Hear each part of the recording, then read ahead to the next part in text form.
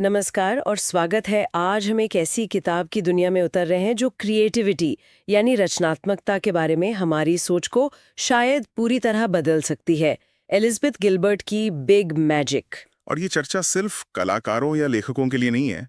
ये हर उस इंसान के लिए है जिसने कभी सोचा हो मैं क्रिएटिव नहीं हूं, या मेरे अच्छे आइडियाज हमेशा किसी और को क्यों आ जाते हैं। और ये बहुत ही आम ख्याल है। हमें लगता है कि रचनात्मकता कोई बिजली की तरह आसमान से गिरती है और सिर्फ कुछ खुशकिस्मत लोगों पर ही। गिलबर्ट इस पूरी धारणा को ही चैलेंज करती हैं। वो कहती हैं कि रचनात्मकता कोई रहस्यमय ताकत नहीं, बल्कि हमारे अंदर मौजूद एक जिंदा शक्ति है जिसके साथ हम एक रिश्ता बना सकते हैं। बिल्कुल। तो आज हमारा मिशन सिर्फ इस किताब को समझना नहीं, बल्कि इसके पीछे के मनोविज्ञान और जो प्रैक्टिकल तरीके हैं उनको खोद कर निकालना है। हम ये जानने की कोशिश करेंगे कि डर के होते हुए भी एक ज्यादा जिज्ञासु, ज्यादा मजेदार और एक जादुई जिंदगी कैसे जी जा सकती है। चलिए इस दिलचस्प सफर की शुरुआत करते हैं। इस किताब की सबसे अच्छी बात पता है क्या है? ये रचनात्मकता को एक भारी भरकम एक संघर्ष भरे काम की तरह नहीं देखती है, बल्कि इसे एक खेल, एक रोमांच और एक साझेदारी के रूप में पेश करती है। ये हमें उस प्रेशर से आजाद करती है जो हम अक्सर खुद पर डाल देते हैं। और ये साझेदारी शुरू होती है एक एक बहुत ही अनोखे विचार से। गिलबर्ट कहती हैं कि विचारों का अपना अस्तित्व होता है। जब मैंने ये पहली बार पढ़ा तो मुझे लगा ये क्या बात हुई, लेकिन जब इसे गहराई से समझते हैं ना, तो ये कमाल का नजरिया है। हाँ, ये सुनने में थोड़ा अजीब लग सकता है, पर जरा सोचिए। गिलबर्ट का मानना है कि विचार हमारे दिमाग की उपज नहीं है। अच्छा। वो ब्रह्मांड में तैरती हुई एक तरह की ऊर्जा है जो बस एक माध्यम, एक इंसानी साथी ढूंढ रही हैं ताकि वे इस दुनिया में साकार हो सकें। वो जो अचानक से कोई ब्रिलियंट आइडिया आता है ना। हाँ, वो यूरेका मोमेंट जैसा। बिल्कुल। गिलबर्ट के अनुसार वो एक विचार है जो आपसे संपर्क कर रहा है ना दिलचस्प। मतलब विचार आपको चुन रहा है, आप विचार को नहीं बना रहे हैं। गिलबर्ट कहती हैं कि एक निमंत्रण है, और जब हम उस विचार को नजरअंदाज करते हैं, ये सोचकर कह रहे ये तो बहुत मुश्किल है या मैं इसे बाद में करूंगी, तो वो विचार बोर होकर किसी और के पास चला जाता है। क्या कभी ऐसा हुआ है कि आपने कुछ सोचा और महीनों बाद देखा कि किसी और ने ठीक वही चीज बना दी? अब तक सीमित नहीं है।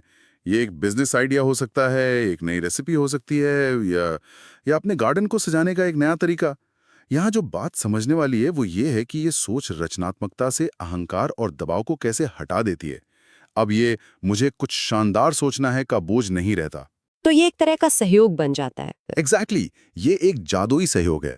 आपका काम है बस चौकन्ना रहना, खुले दिमाग से दुनिया को देखना, और जब कोई विचार दस्तक दे तो उसे हाँ कहने के लिए तैयार रहना है। लेकिन यहाँ एक सवाल उठता है। कुछ लोग कह सकते हैं कि ये नजरिया थोड़ा पैसिव है। क्या हमें बस विचारों का इंतजार करते रहना चाहिए? ये एक बहुत जरूरी सवाल है।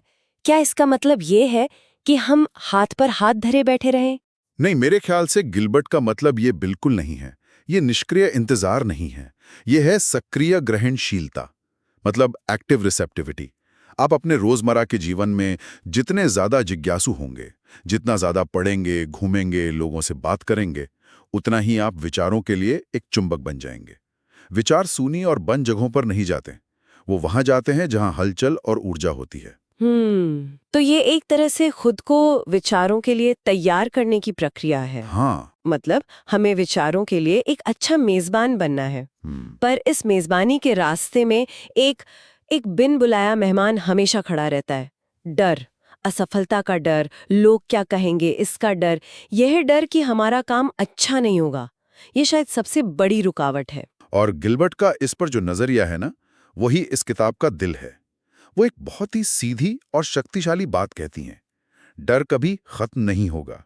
अगर आप कोई भी ऐसा काम कर रहे हैं जिसमें जरा भी अनिश्चितता है, तो डर वो हमेशा आपके साथ रहेगा। उसे भगाने की कोशिश करना बेकार है। तो फिर क्या करें, डर के साथ ही रुक जाएं? नहीं, यहीं पर उनका मशहूर रोड ट्रिप वाला रूपक आता है। सोचिए कि आपकी रचनात्मकता एक लंबी रोड ट्रिप पर ड्राइवर है। आप गाड़ी चला रही हैं एक नई मंजिल की ओर। डर भी उस कार में एक यात्री है। आप उसे बाहर नहीं फेंक सकते, क्योंकि वो आपकी सुरक्षा प्रणाली का हिस्सा है। वो हमेशा आपके साथ रहेगा। तो आप उसे पीछे की सीट पर बैठने की इजाजत देते हैं, लेकिन कुछ नियमों के साथ। हाँ, और ये नियम बहुत जरूरी हैं। पहला, डर को कभी भी ड्राइविंग सीट नहीं मिलेगी, यानी आपके जीवन के फैसले डर नहीं लेगा। और दूसरा, डर को रेडियो स्टेशन चुनने का अधिकार नहीं है। मतलब वो आपके दिमाग में चल रही बातचीत को कंट्रोल नहीं करेगा। वो पीछे बैठकर चिल्ला सकता है, शिकायत कर सकता है, पर गाड़ी आप ही चलाएंगे। ये समझना बहुत जरूरी है कि यहाँ लक्ष्य निडर मतलब फियरलेस होना नहीं है, बल्कि साहसी करेजियस होना है। बिल्कुल, इन दोनों में बहुत बड़ा फर्क है। निडर होने का मतलब है डर का न होना, जो लगभग नामुमकिन है।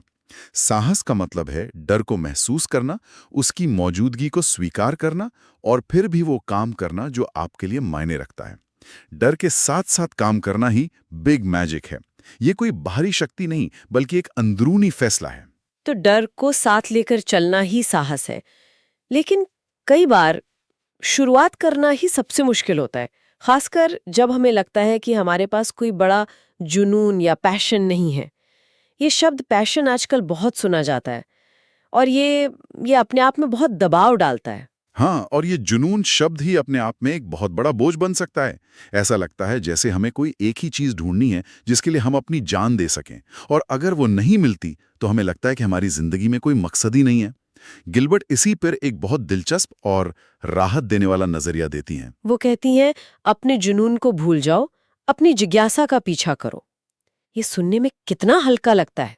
और ये मनोवैज्ञानिक रूप से बहुत असरदार है। साइकोलॉजी में इसे इंट्रिंसिक मोटिवेशन कहते हैं। जब हम कोई काम किसी बाहरी इनाम जैसे पैसे या प्रसिद्धि के लिए नहीं, बल्कि सिर्फ उस काम को करने के आनंद के लिए करते हैं, तो हमारी रचनात्मकता और उसे करते रहने की इच्छा दोनों बढ़ जाती हैं। जिज्ञासा इसी प्रेरणा का सबसे शुद्ध रूप है। जुनून और जिज्ञासा का फर्क भी बहुत मजेदार है। जुनून कहता है, मैं इसके लिए अपनी जान दे दूंगा, ये एक बहुत बड़ा वादा है। जबकि जिज्ञासा धीरे से कहती है, ये दिलचस्प लग रहा है, चलो इसे 20 मिनट के लिए देखते हैं। और यही छोटा कदम, यही सबसे जरूरी है। बड़े लक्ष्य जैसे मुझे एक उपन्यास लिखना है, हमें अक्सर शुरू करने से ही रोक देते हैं। लेकिन आज मैं सिर्फ एक मजेदार किरदार के बारे में 10 मिनट लिखूंगा, ये करने लायक लगता है। गिलबर्ट कहती हैं कि अपनी जिज्ञासा की छोटी छोटी पगडंडियों पर चलते रहो। आपको नहीं पता कि कौन सी पगडंडी एक बड़े रास्ते में बदल जाएगी। ये प्रेशर हटाकर खेल को वापस ले आता है। हमने आती है। हमें लगता है कि हमें ये काम करने के लिए किसी की अनुमति की जरूरत है, किसी टीचर की, किसी एक्सपर्ट की या समाज की जो कहे, हाँ तुम ये कर सकती हो, तुम काफी अच्छी हो। ये बाहरी मंजूरी या एक्सटर्नल वैलिडेशन की तलाश है, जो हम सबको कभी ना कभी महसूस होती है। ये इंसान का स्वभाव है। हम चाहते हैं कि कोई हमें बताए कि हम सही रास्ते पर हैं। लेकिन ये कहना आसान है कि किसी की मंजूरी के इंतजार मत करो। असल जिंदगी में तो हम हमेशा किसी न किसी की मंजूरी चाहते हैं, है ना? इस जाल से गिलबर्ट कैसे निकलने को कहती हैं? वो एक बहुत सीधा सवाल पूछती हैं, आप किसका इंतजार कर रहे हैं? वो हमें याद दिलाती हैं कि हम सब जन्म से ही रचनाकार हैं। एक बच्चा जब मिट्टी से खेलता है या दीवार पर चित्र बनाता है तो वो किसी से अनुमति नहीं मांगता, वो बस अपनी अंदर की इच्छा को व्यक्त कर रहा होता है। गिलबर्ट का कहना है कि ये अधिकार हमें किसी ने दिया नहीं, ये हमारे पास पहले से है, हमें बस उसे फिर से अपनाना है। उनका एक बहुत शक्तिशाली कथन है, आपको मास्टरपीस बनाने की जरूरत नहीं है, आपको सिर्फ चीजें बनाने की जरूरत है। ये परफेक्शनिज्म यानी हर चीज को उत्तम बनाने की चाहत पर एक सीधा हमला है। और ये परफेक्शनिज्म रचनात्मकता का सबसे बड़ा दुश्मन है। हम अक्सर इसलिए कुछ शुरू नहीं करते क्योंकि हमें डर होता है कि वो परफेक्ट नहीं होगा। लेकिन गिलबर्ट कहती हैं कि done is better than good, यानी किसी काम को पूरा करना उसे अच्छा बनाने की सोचते रहने से बेहतर है। खुद को पर्याप्त रूप से अच्छा काम करने की, गुड इनफ काम करने की अनुमति देना एक बहुत बड़ी आज़ादी है। जब लक्ष्य महानता नहीं बल्कि सिर्फ प्रक्रिया से जुड़े रहना होता है तो ऊर्जा बिना किसी रुकावट के बहती है। शुरुआत करना ही अपने आप में एक जीत है। और बनाने की इस यात्रा को और भी आजाद बनाने के लिए गिलबर्ट एक बहुत ही प्रैक्टिकल और शायद थोड़ी विवादास्पद सलाह देती है। वो कहती हैं कि अपनी कला पर अपनी आजीविका चलाने का दबाव मत डालो। ये सलाह कई लोगों को चौंका सकती है, क्योंकि आम धारणा तो यही है कि अगर आप किसी चीज से प्यार करते हैं तो उसे ही अपना करियर बना लेना चाहिए। वो do what you love and you'll never work a day in your life वाली बात। हाँ, लेकिन गिलबर्ट का तर्क इसके बिल्कुल उलट है। वो कहती हैं कि अपनी रचनात्मकता को पवित्र रखने के लिए उसे किराया चुकाने के बोझ से मुक्त रखो। मुझे उनकी अपनी कहानी याद आती है, जहां उन्होंने बताया कि कैसे ईट प्रे लव लिखने के दौरान भी वो दूसरी नौकरियां करती रहीं, ताकि उनके लेखन पर पैसे कमाने का दबाव ना पड़े। वो कहती हैं कि एक डे जॉब रखो जो तुम्हारे बिल भरे, ताकि तुम्हारी कला आज़ाद रह सके। इसके पीछे एक बहुत गहरी रणनीतिक सोच है। जो आपकी कला को आपकी आय का एकमात्र स्रोत बनना पड़ता है, तो डर और दबाव कई गुना बढ़ जाते हैं। फिर आप वो नहीं बनाते जो आपका दिल चाहता है, बल्कि वो बनाने लगते हैं जो आपको लगता है कि बाजार में बिकेगा। आपकी कला आपकी बॉस बन जाती है, और ये रिश्ता अक्सर बहुत तनावपूर्ण हो जाता है। मतलब वो जुनून नहीं, एक मजबूरी बन जाती है। सही। गिलबर्ट कहती हैं कि अपनी कला के साथ एक प्रेम संबंध, एक लव अफेयर रखो, न कि एक शादी, मैरिज। जब आप सिर्फ खुशी के लिए कुछ बनाते हैं, तो आप प्रयोग करने, असफल होने और फिर से कोशिश करने के लिए आज़ाद होते हैं। आपकी कला आपकी शरणस्थली बनी रहती है, जहां आप दुनिया के दबावों से भाग कर आते हैं, न कि एक और युद्ध का मैदान। यह आपकी रचनात्मक आत्मा को वित्तीय चिंताओं से बचाता है। तो आज की हमारी इस गहरी पड़ताल का सार यही है। बिग मैजिक हमें रचनात्मकता को एक गंभीर बोझिल काम की तरह देखने के बजाय एक जिंदा दिल साथी की तरह देखने का नजरिया देता है। डर को कार से मत निकालो, बस उसे ड्राइविंग सीट मत दो। बड़े बड़े जुनून के पीछे भागने की जगह अपनी छोटी छोटी जिज्ञासाओं को मौका दो। और सबसे जरूरी, किसी की अनुमति का इंतजार मत करो, क्योंकि वो अधिकार तुम्हारे पास हमेशा से था। बस बनाना शुरू करो। ये एक बहुत ही मजबूत और उम्मीद भरा संदेश है। ये रचनात्मकता को कुछ खास लोगों के दायरे से निकालकर हर किसी के जीवन का हिस्सा बना देता है। ये कहता है कि रचनात्मक जीवन जीना आपका जन्मसिद्ध अधिकार है। बिल्कुल।